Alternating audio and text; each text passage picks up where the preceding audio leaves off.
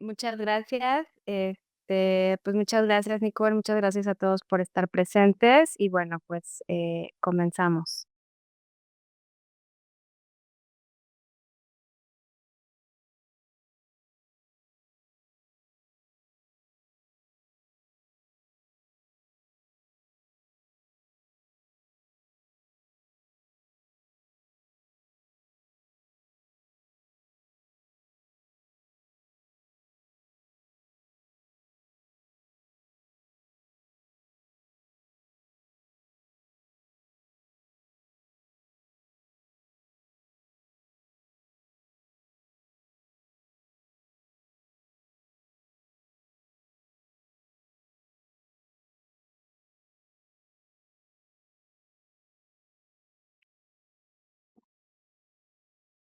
Sí.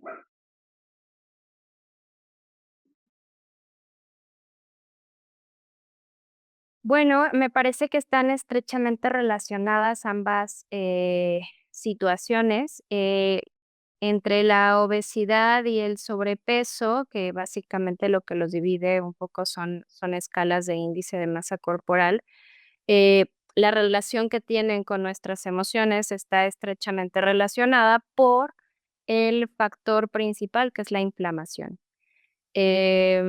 Al menos desde psiquiatría, nuestro gran enemigo es la inflamación. Justo algunas investigaciones más recientes hablan sobre una teoría inflamatoria, probablemente responsable del por qué nosotros tenemos algunos trastornos afectivos, y es justo la misma razón por la que se presenta la obesidad y el sobrepeso.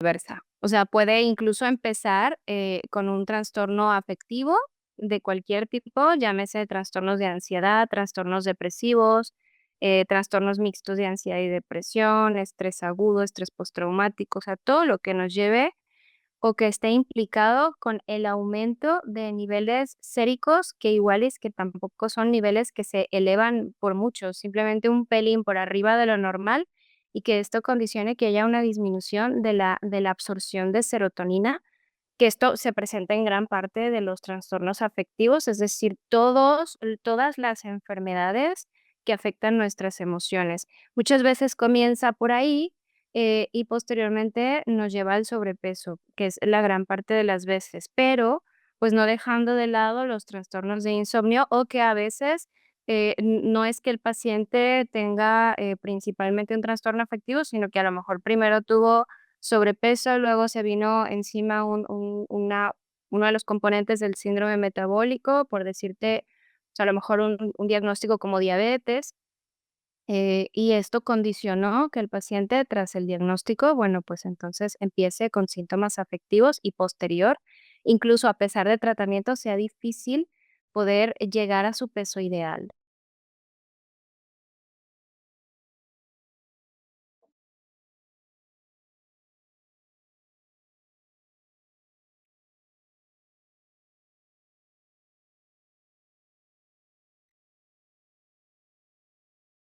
Absolutamente tienes razón. Esto se trata de un tema multidisciplinar, o sea, tendría que haber el endocrino presente, evidentemente, a lo mejor el médico familiar o el internista, en caso de que el endocrino tal vez no esté en la ecuación, que además esté el tema pues, del apoyo de la psicoeducación, la familia, la red de apoyo, psicología o, bueno, toda la red de salud mental, entendiendo que parte fundamental de esto es que psicología esté dentro del equipo, y que en algunos casos también se tendrá que atender ya desde mi ángulo como psiquiatra, pero están implicados varias especialidades dentro de la problemática.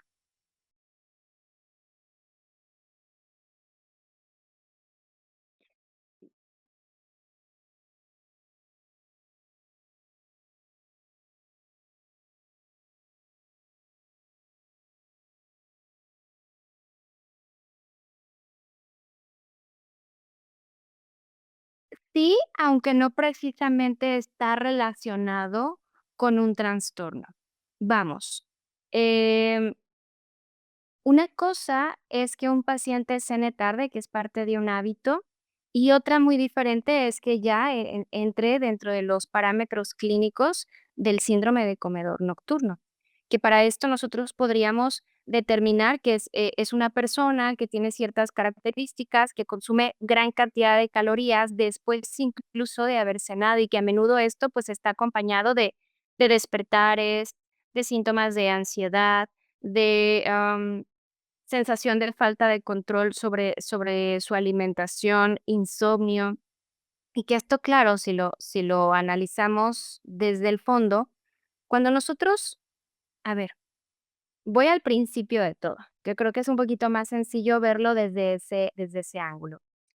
Nosotros tenemos en nuestro cuerpo la secreción de una hormona que es sumamente necesaria para que nosotros estemos estables, cortisol. Entendiendo que cortisol es una hormona que, pues no es mala, sin embargo, hoy se hablan muchas cosas de ella. O sea, es necesaria para que nosotros estemos vivos, básicamente. Pero cortisol está estrechamente relacionado con el estrés y con la luz solar. O sea, cortisol sube por arriba de un límite en la mañana y va descendiendo a lo largo del día. No son los mismos niveles de cortisol de los que nosotros tenemos a las 8 de la mañana, a las 12 del día, a las 4 de la tarde, a las 8 de la noche o a las 12 de la noche. En teoría, el sol está arriba, cortisol sube, empieza el atardecer, cortisol va bajando y claro, esto va fomentando que nosotros tengamos descanso y un adecuado dormir al finalizar el día. ¿Qué pasa cuando nosotros tenemos incrementos de cortisol? Esto se traduce en inflamación. Generalmente cortisol aumenta cuando estamos estresados, cuando tenemos que estar básicamente en estado de alerta. Esto significa que yo constantemente esté, no nada más alerta, sino hipervigilante, a lo mejor con alguna sensación de ansiedad, pero no tanto como un trastorno, sino simplemente estar como poniendo el foco en algo. Esto nos puede pasar con situaciones tan simples como, por ejemplo, un examen, a lo mejor una situación importante en el trabajo, a lo mejor, no sé, sacar la licencia, qué sé yo, algo que nos estrese. Y probablemente esto sea transitorio siempre y cuando estos síntomas se reviertan a los pocos días. El problema viene cuando cortisol sigue por arriba, este pelín arriba de lo normal, de manera constante por una cantidad de tiempo. Esta es diferente, o sea, te podría decir que 14 días para un trastorno depresivo, te podría decir que 6 meses mínimos para entonces determinar que es un trastorno de ansiedad generalizada, pero va a depender mucho del organismo y de además de todos los hábitos que tenga el paciente. Además de todo, si tiene comorbilidades, si tiene otras enfermedades, si toma medicamentos, bueno, varias situaciones ambientales de la vida del paciente. Entonces, esto genera que si el paciente tiene como ahí una cuestión que no ha resuelto, a lo mejor algo de estrés, a lo mejor ya un trastorno de ansiedad, pues de pronto le cuesta trabajo dormir, porque claro, cortisol va a estar elevado cuando no debería de estar y entonces va a ser difícil que pueda conciliar el sueño. Y esto, por ende, pues no va a permitir que su cuerpo tenga un adecuado descanso. No es que nuestro cerebro se apague en la noche, sino que simplemente entra como en un modo de no sé, como que disminuyen la mayor parte de constantes vitales al mínimo necesario para poder hacer la reparación o el análisis del sistema, pongámoslo así, como si entrara en reposo. Pero cuando esto no sucede, pues no se mejoran las fallas que tuvimos, evidentemente no hay descanso, y entonces comienza la inflamación, porque nuestro cuerpo está gastando más energía de la que incluso puede producir. O sea, está en un déficit. Entonces, ¿qué sucede? ¿De dónde agarramos energía? Mayormente de los alimentos. Pero no es lo mismo que nosotros comamos en un adecuado equilibrio a que nosotros comamos de manera nocturna. Entonces, esto genera que yo tenga más calorías, sí, claro, me mantenga por una digestión mucho más prolongada, despierta, no descanse y que además no me dejarás mentir, probablemente, la mayor parte de los síntomas de ansiedad vienen cuando hay episodios de silencio. Entonces, ahí viene, sí, a lo mejor el tema rumiante, el pensamiento obsesivo, qué sé yo, como hay algunas cuestiones muy propias del paciente, y entonces ahí es cuando podemos ya integrar un síndrome de comedor nocturno. O incluso en cualquier otro momento del día, pacientes que presentan esta situación de hambre emocional, que no es precisamente que tengan hambre, sino que para tener esta sensación de alivio consumen carbohidratos de manera como con un patrón repetitivo, intenso, y que evidentemente tiene consecuencias en su salud física y emocional. O los atracones, por otro lado. Entonces, te diría que abarca un montón de psicopatologías, pero que en general este es como la génesis o es la explicación que al menos hoy en día nos da más sentido para entender el por qué está relacionado por qué están relacionadas las emociones, la salud mental y la comida.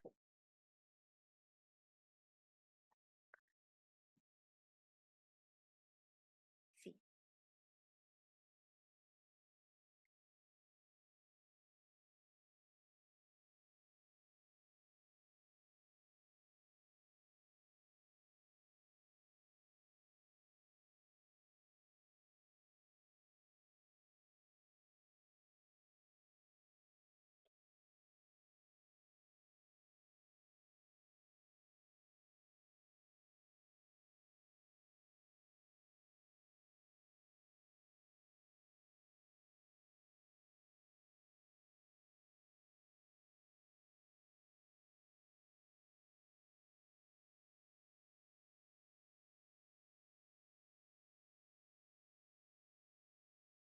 Bueno, mira, me parece que en principio es tabú, todavía sigue siendo un tabú en este momento de la historia ir al psiquiatra cada vez menos.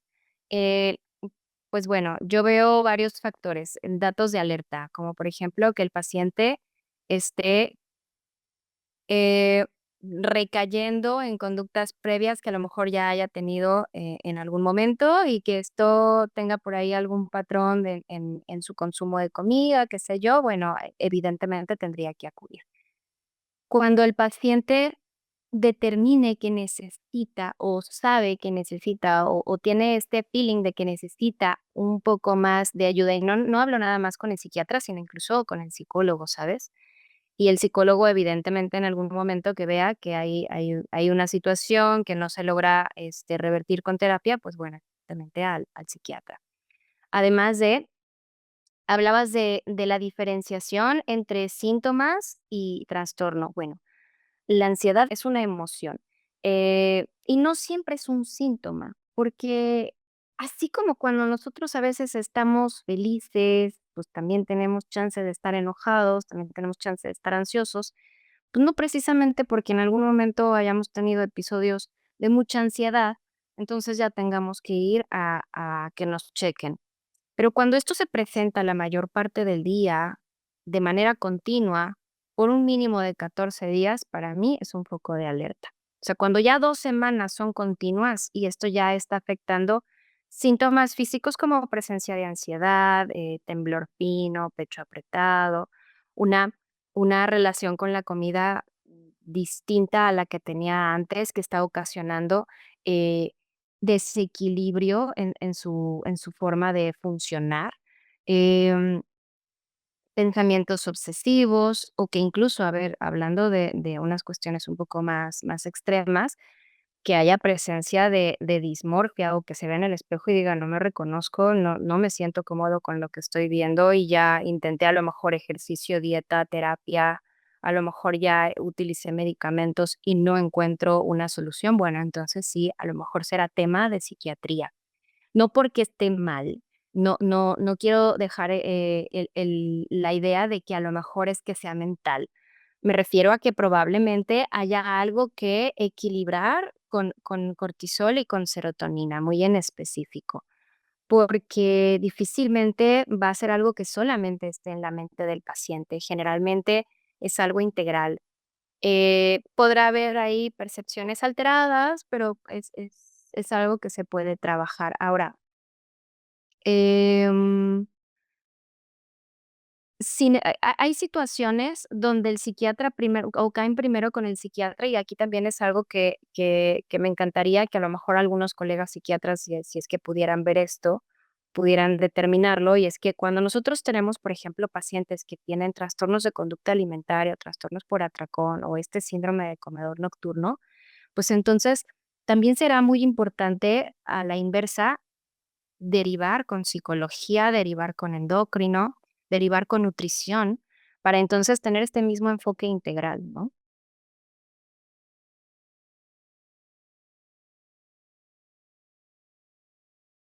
Claro.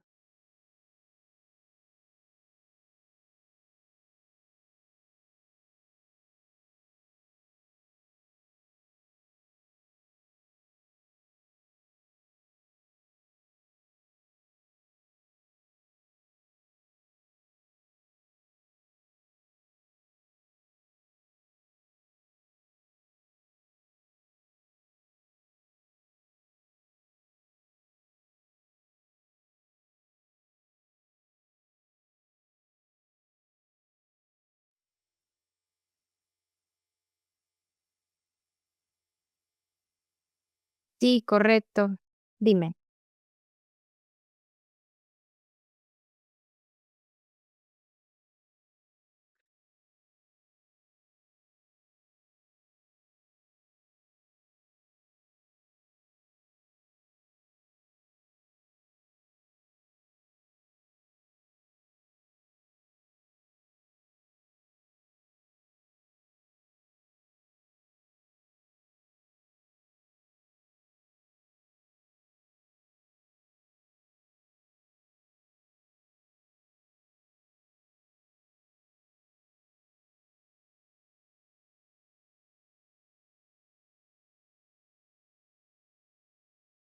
Bueno, para mí funciona todo al mismo tiempo. Quisiera decir que el medicamento ayuda a que el paciente, encuentre la cura, pero te estaría mintiendo. La realidad es que el medicamento ayuda, pero no es la solución absoluta. O sea, es tomar el medicamento, el que sea que le hayan dejado, a ver, a lo mejor fue metformina por parte del internista o del familiar, a lo mejor le dejaron algún GLP-1, a lo mejor por tratar de bajar de peso, qué sé yo. O sea, la toma del medicamento, pero no nada más es ir, inyectarse y listo, y ya vamos a bajar de peso y todo perfecto. No, es que también hay que hay que tener en claro que la composición corporal, importa muchísimo, que es sumamente necesario que esté este porcentaje muscular dentro de la ecuación, sino entonces podemos caer en una situación que a largo plazo, y sobre todo nosotras mujeres, cuando tenemos niveles niveles musculares muy bajos, entonces podemos tener mayor riesgo de fracturas, teniendo en cuenta que a lo mejor esto pasa por los 40, 50, 60, 70, y que bueno, ahí tenemos un tema. Entonces, no es nomás inyectarnos, es sí, a lo mejor tomar el medicamento. Si hay un tema emocional, entonces evidentemente terapia. Ahí será mucho tener en cuenta qué requerimientos tiene el paciente y a lo mejor qué tipo de terapia le va a funcionar más, dejando esto como apertura a que hay distintas corrientes terapéuticas que pueden llegar a funcionarle. Si en caso de que haya la presencia o se sospeche la presencia de un trastorno psiquiátrico, entendiendo que esto puede ser la, situación emocional más síntomas físicos, entonces el tratamiento psiquiátrico también. Pero fundamental el consumo de agua, que haga ejercicio, sobre todo ejercicio de fuerza, eh, que tenga esta relación con la comida muy estrechamente dirigida por su nutriólogo, eh, y algo más importante que todo esto, la red de apoyo. Es importante que el paciente se mantenga en contacto social con las personas.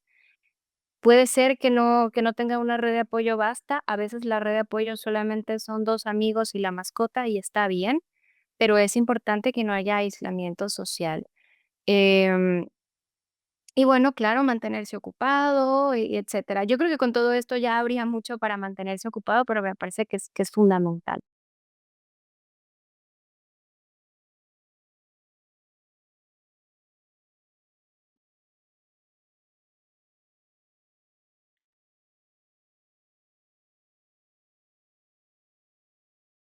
Ya. Bueno, mira, por ejemplo, es muy curioso porque los pacientes que tienen diabetes, la primer comorbilidad psiquiátrica que tienen son los trastornos depresivos. Esto es muy curioso. De hecho, tienen mayor riesgo de depresión los pacientes diabéticos precisamente por el cortisol, nada más por el factor inflamatorio. Y es que cortisol sube, así te decía, muy poquito, pero sube, y esto genera inflamación en las células. Si nosotros nos acercáramos como con un microscopio y cada vez más cerca, hay inflamación celular. Y esta inflamación genera que incluso en el recambio de moléculas no se dé de manera adecuada, porque claro, el receptor va a estar inflamado. Entonces, imagínate un bracito de Lego con la molécula no entra. Y cuando te hablo de la molécula, me refiero a serotonina. 90% de la serotonina que nosotros sí producimos, porque luego antes había una teoría que decía que no, que nosotros no teníamos suficiente serotonina.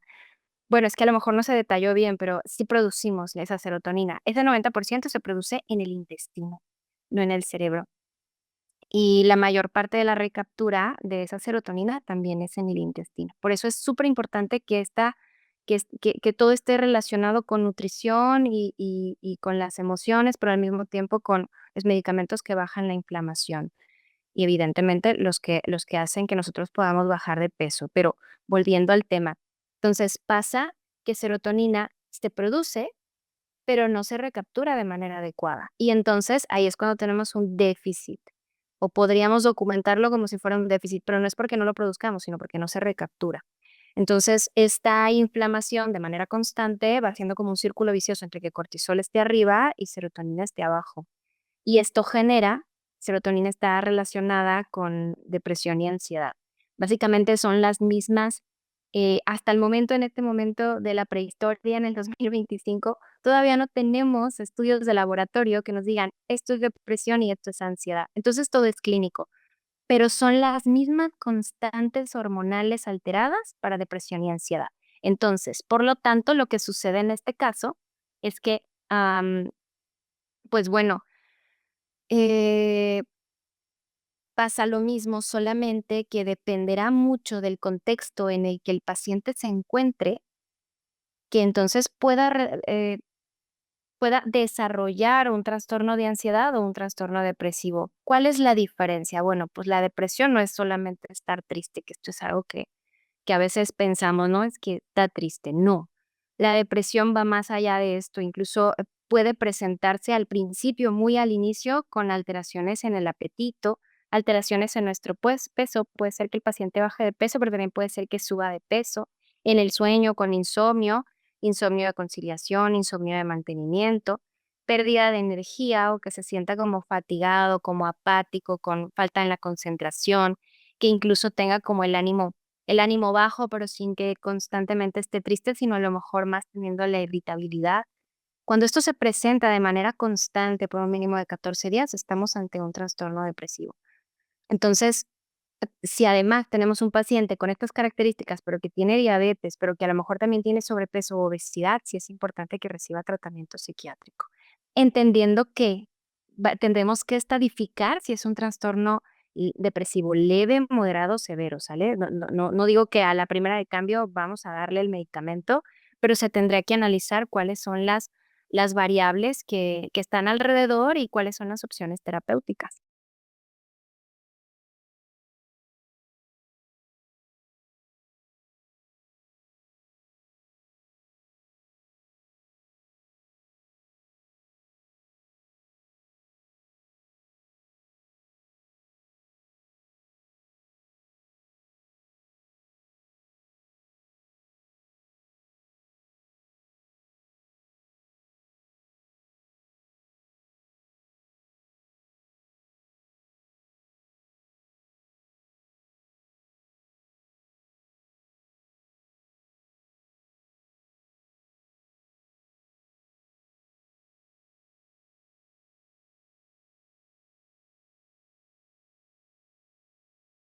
Claro, claro.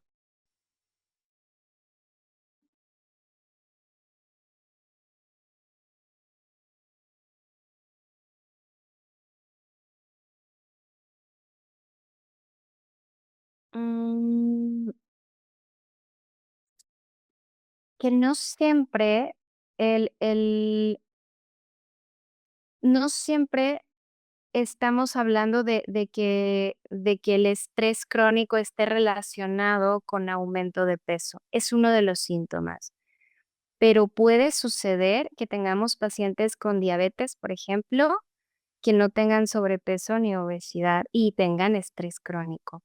Entonces, más allá de que nuestra primera impresión es: quiero verme más delgado", sino analizar realmente: estoy siendo congruente con lo que quiero, con lo que pienso, con lo que hago. Y entonces, una vez ahí, probablemente determinar si nuestra relación con la comida es la más adecuada. Porque a veces hay pacientes, te digo, que tienen diabetes, que no tienen sobrepeso y entonces no lo ven como un problema. Pero también sería importante que estos pacientes se acercaran a la plataforma, que pudiéramos revisar el caso y que probablemente les podamos dar alguna orientación o que igual se pueda psicoeducar. También puede suceder que entonces, previniendo desde un estrato muy simple, podamos evitar, que en algún momento esto se convierta en un problema más grande, ¿no? Que finalmente, el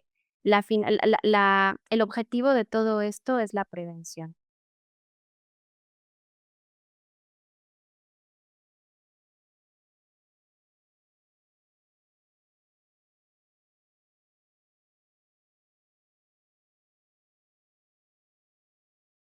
Muchas gracias. Gracias a todos. Hasta luego.